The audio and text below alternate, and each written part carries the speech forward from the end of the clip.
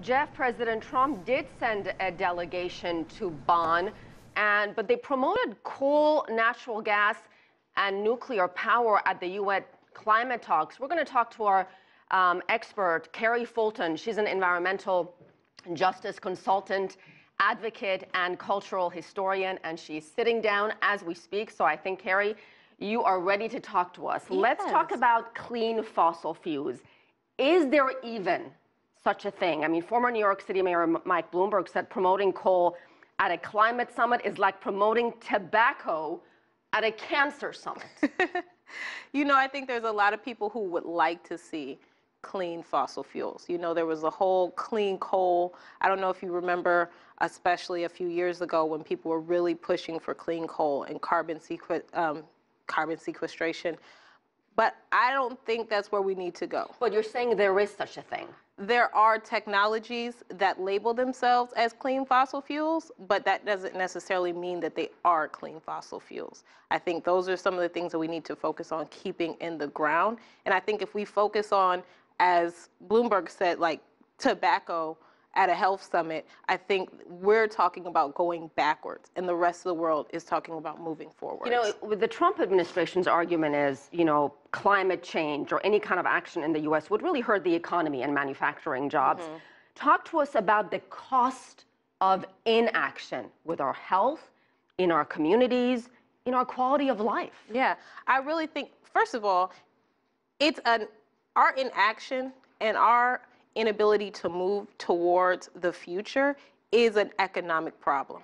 Because if we're not moving forward with the rest of the world, if we're not looking at how we advance our workforce so that we're talking about wind, solar, and other renewable forms of energy and utilizing that as a catalyst for real job creation, then we're moving backwards. There's only so much oil in the earth, and there's only so much coal in the ground. So if we are focused on something that has a limited supply and not looking at something that has a limitless supply, we're hurting ourselves. We have coal miners in places like West Virginia who are sitting around and they want to focus on this, and some are just so stuck on the past that they're not willing to move forward, and that's going to hurt them in a long-term situation. That's not where our grandkids need to be. So we need to focus on that technology.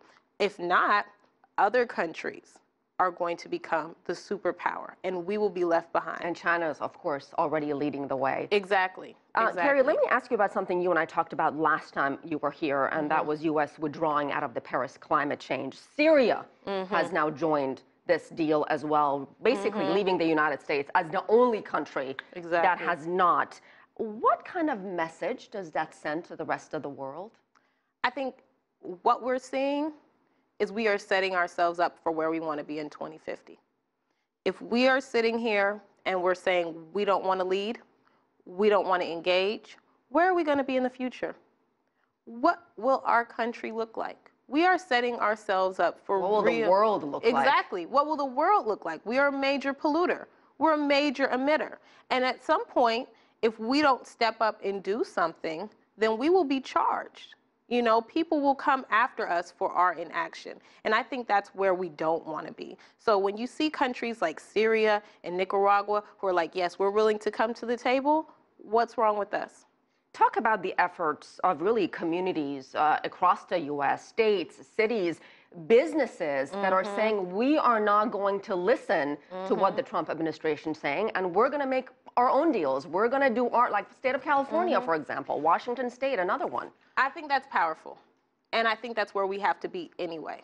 The way that our government is set up, we have 3 branches, and we have to have the legislative branch on board. So when we have our cities, we have our districts, we're taking that step forward to one day having our legislative branch ready to create policies on a federal level that will help us to reduce our greenhouse gas emissions in a real way, and that'll help us to adapt to climate change. So we're seeing it in cities all across the country. We're seeing it even here in Washington, D.C., where we're working to be one of the greenest cities in the world. So when we look at it from that perspective, what's going on our federal level with our executive branch, I think in a way, hopefully, we can override what's already happening. All right, we'll leave it there. Kari Fulton, thank you so much. Thank you.